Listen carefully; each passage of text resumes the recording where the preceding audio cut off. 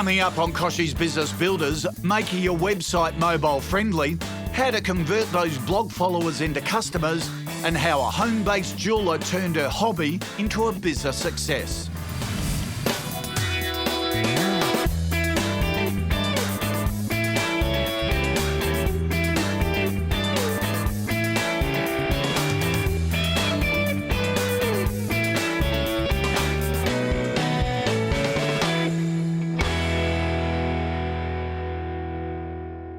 Hello, welcome to Kochie's Business Builders. A terrific episode today, plus a fabulous tech tip from Val Quinn you won't want to miss. But first, news you can use. And I love this for its creativity.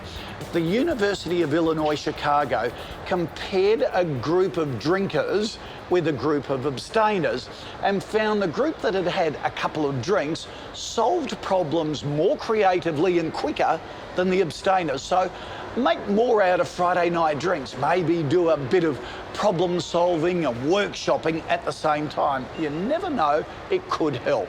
Now, we see it every day, don't we? People glued to their smartphones.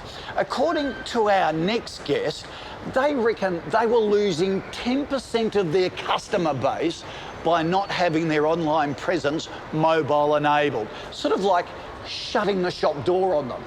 Here's why. Fleet Care is Australia's largest fleet management company and took the plunge to develop a mobile-friendly version of their website recently. I sent mobile marketing expert Kelly Slessor round to meet Cleona Keneally to hear all about it. You know, a lot of people will jump on their mobile, go to a website, it's not mobilised, they've got to pinch and zoom, you know, if it's flash it doesn't work, and all of these issues they have with user experience. What were the key things that you thought were important from a user experience? I really didn't want that kind of website squished down to fit a mobile screen kind of look, which a lot of the technologies do provide, and it's a bit of a cheaper way of doing it. We wanted a true mobile experience for our clients. We didn't want to squash all our content onto an iPhone screen. We were giving them the content they were looking for in a real true mobile experience, and I think that's definitely what we came out with, and it's worked really well for us because the response has been massive. In general, most businesses are seeing about 10 to 15% of traffic coming via mobile. What are the key things that they need to look at when they're developing a mobile website? For me, I would advise every business when they're building a mobile website to really do the research and look at their analytics and look at what their users are seeking from their mobile devices, you know, what content they're looking for, and serve that up to them. For us, we basically saw that they were looking for a means to calculate a lease cost. So they were trying to visit our novated lease calculator from their mobile devices. So for us, it was really by serving up the calculator, a means to contact us and a means to convert via the mobile website. And what sort of results are you seeing from your mobile website? We've seen absolutely massive results from our mobile website. When we launched the project with Banter Mob, we were at about 10%, I think, of our overall traffic was coming from mobile devices, which I think is the industry standard when you're launching a mobile website. We're now at 45%, which is an absolutely huge increase and has contributed to an overall increase in our website traffic and our leads. We're also finding that the leads coming from the mobile website are really high quality because your mobile users are generally more task-orientated. Yes. They're not just browsing the web and surfing the web, they're really focused on a task and they want to do something, and they will most likely result in a sale. Well, that's true, and we've seen that 60 to 70% of people will search for products and services on their mobile on a regular basis. They will, and 40% of users also will actually turn away from your company and go to a competitor if you don't provide them with a good mobile experience. I knew that we had to be ready for when the world goes fully mobile, which it will, and we're really satisfied that we're now ready. Fantastic. Some great tips there. Cleona also talked about a great new free mobile app called Logit. It's Australia's first vehicle logbook app that's ATO compliant. Look, go to the website for the full interview and more details of the app. Coming up, a t-shirt design company that's in desperate need of some sales advice. We team them up with our rebel entrepreneur who's done it all before. This segment brought to you by Yellow Pages. Now, Simon, why is search engine marketing so effective for a business? The key partner in search engine marketing is Google, and there's so much traffic. People are doing all of their online searching using Google. So when you do search engine marketing, it gives you a very, very broad audience that you can reach. So what are the pros and cons between going the paid marketing in the search engines and the ones for free? Well, the free listings that you get on Google are really about the content that you have on your website and how that matches the search people puts in. But Google also spends millions of dollars on their algorithms to make sure that their paid advertising goes to the right customer at the right time. So it's a really effective way of targeting the right person. Okay, so when a search comes up, how does it work to make sure you get on that first page or the top of the listings? It's a real challenge. What you need to do is pick a series of keywords that you think your customers are going to use to look for your business. And then you pay a certain amount of money to make sure that your ad appears when those keywords are searched for. How do you make sure you're doing it right, though, and you're spending the money in the right areas? Look, there's a lot of people out there promising that they can get you at #1 position and that you're always going to appear. It's a challenge and it's really difficult. And the best way, again, for any business to go about it is to test a little bit, see what's working, spend a little bit more. You test, see what's working and test some more. Can you do it yourself, or is it sort of like a dark art that you need to get an expert? Yeah, it's definitely a dark art.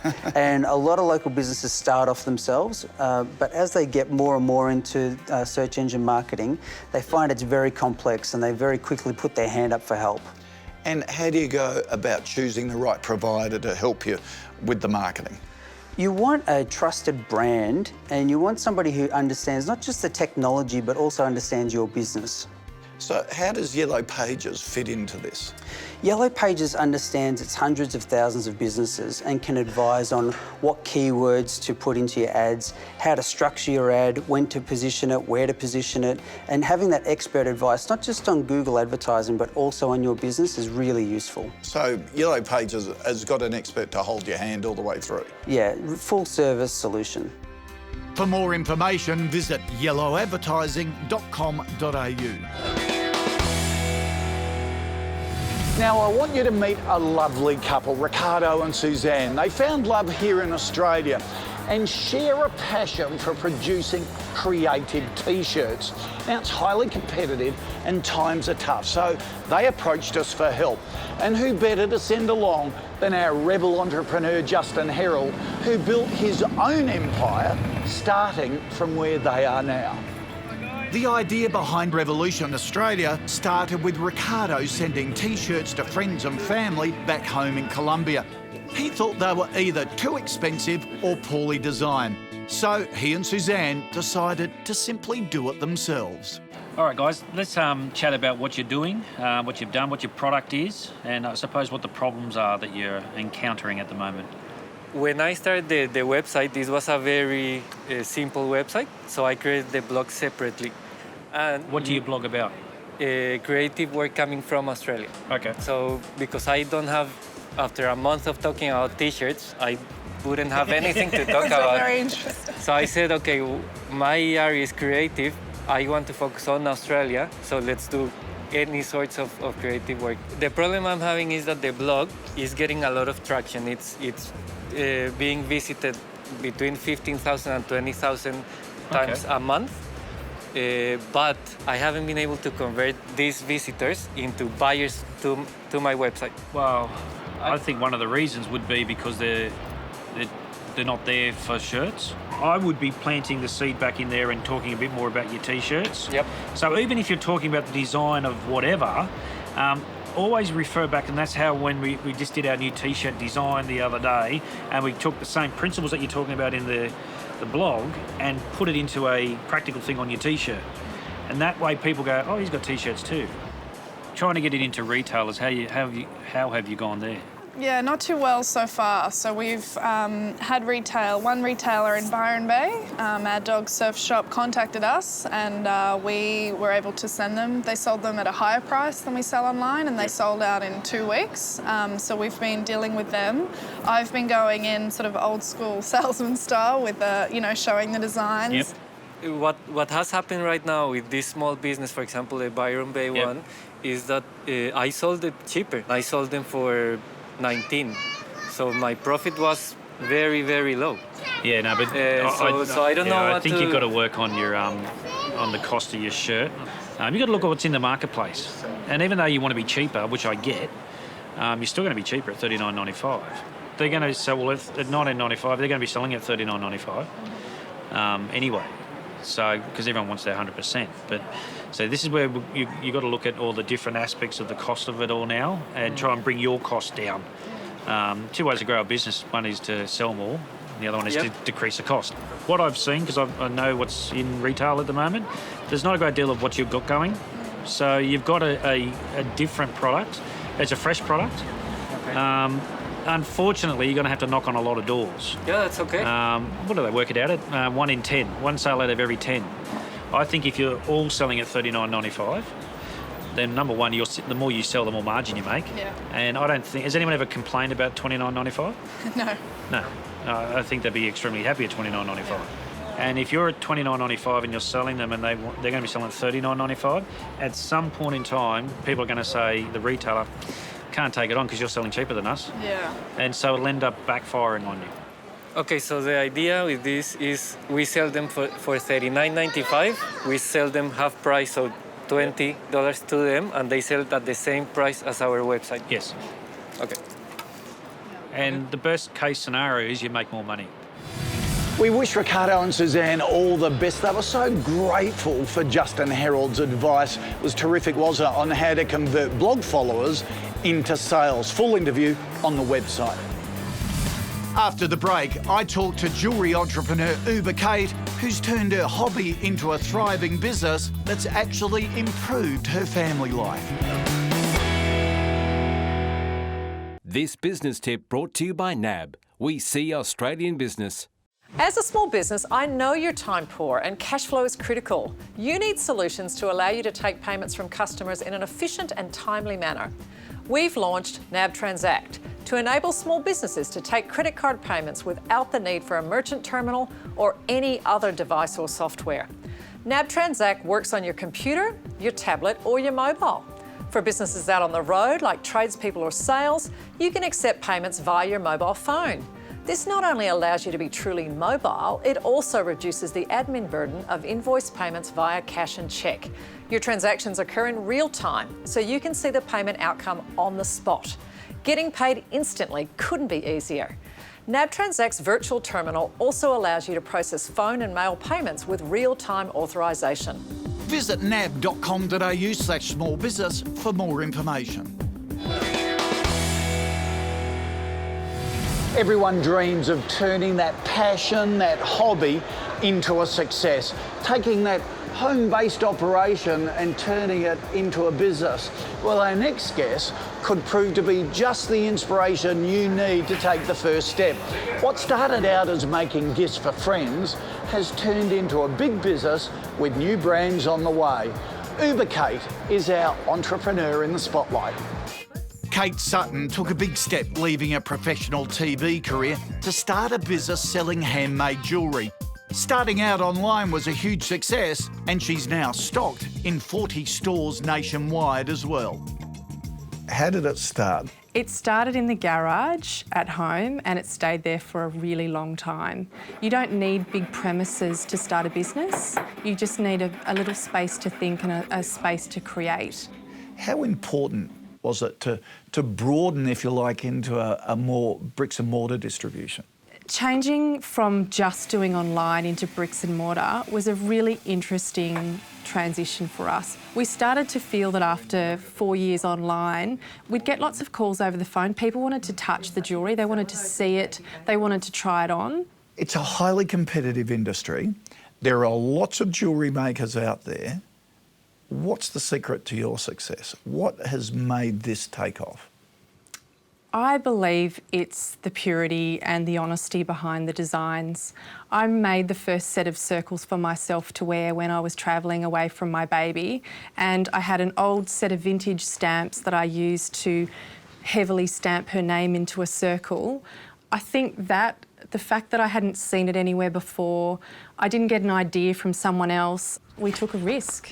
We had a small amount of savings at the time that we were saving to buy our first house, and so we sunk that into setting up a website and just starting to get some stock happening. And the beauty of a website is that if you are good with a camera, or you have got a friend who's great at photography, if you've got a dream, if you've got a concept, you can put it all together and package it into a website. No one knows that you're working from your garage at home. So, Kate, how do you balance the family and the business? Because there's two of us working in the business and working with the family, Adam and I are quite interchangeable. One of us will pick up the kids one day and the next day the other person will pick up the kids. We sit down and have dinner as a family together every night, which is what I had growing up, something I always aspired to have. And that would be the biggest benefit of running your own business. You've got control over when you work, how you work, and when you spend time with your family. Making sure everyone's on the same page is really important in your relationship, isn't it? If you're going to go down this path, everybody's got to know what they're in for. If you allocate jobs to each person's strengths, then that leads to success. Adam is brilliant at everything to do with the business side. I'm definitely more creative side. He allows me to be that person and be creative, and I love the fact that he does all of that difficult stuff that I find hard, and together luckily our skill set meshes. Then you throw in my sister with her skill set in retail, and Dad who's standby polisher if need be, and Mum who's cook, bottle washer and chief childminder, and we've got this great little family unit that runs a business successfully. Great experience. So the three best bits of advice you'd give a mum who's got an idea and wants to start a business? The three best bits of advice I would give are research your market, know who your customer is, and take it slowly and stop and enjoy the moments along the way, because there's many little successes that you reach on the journey of being a businesswoman. And if you're too busy and too stressed, then they just slide by and you don't even notice them.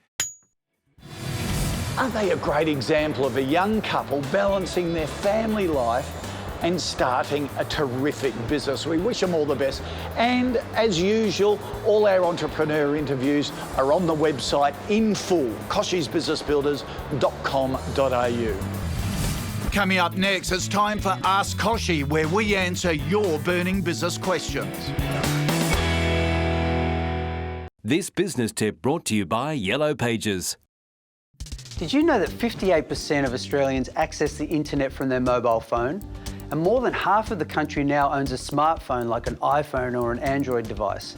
And that number's growing fast.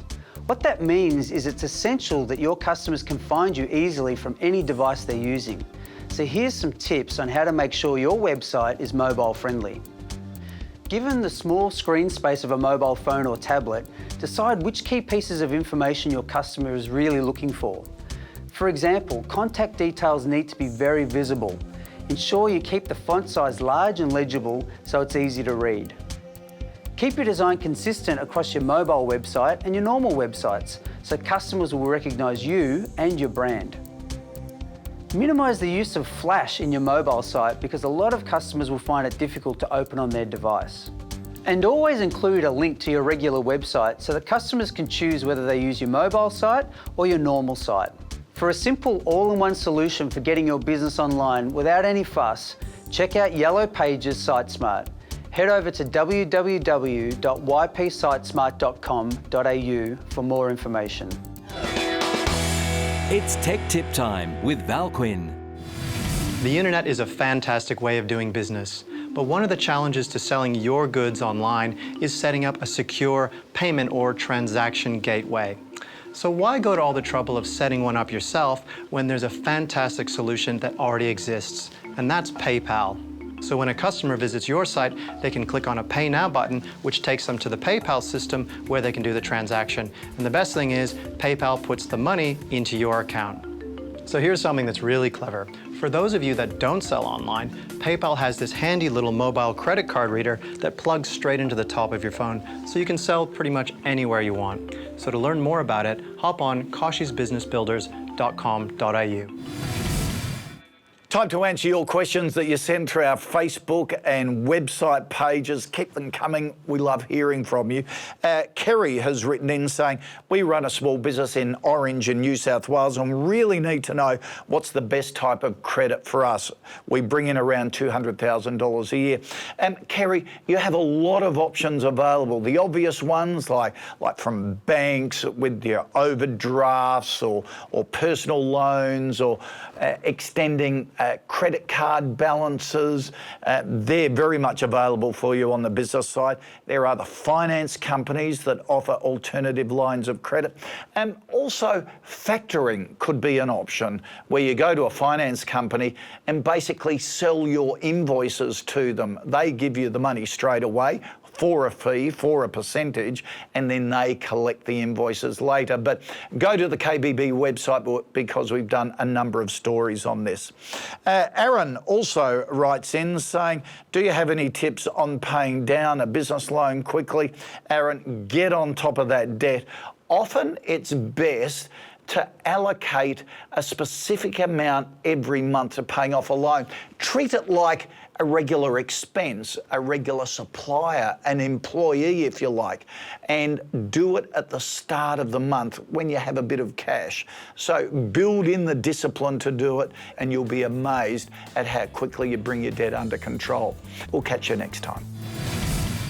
Next week on KBB, how to secure a government grant for your business, navigating the world of franchising, and let's take a look at menswear entrepreneur Brent Wilson's tips for success.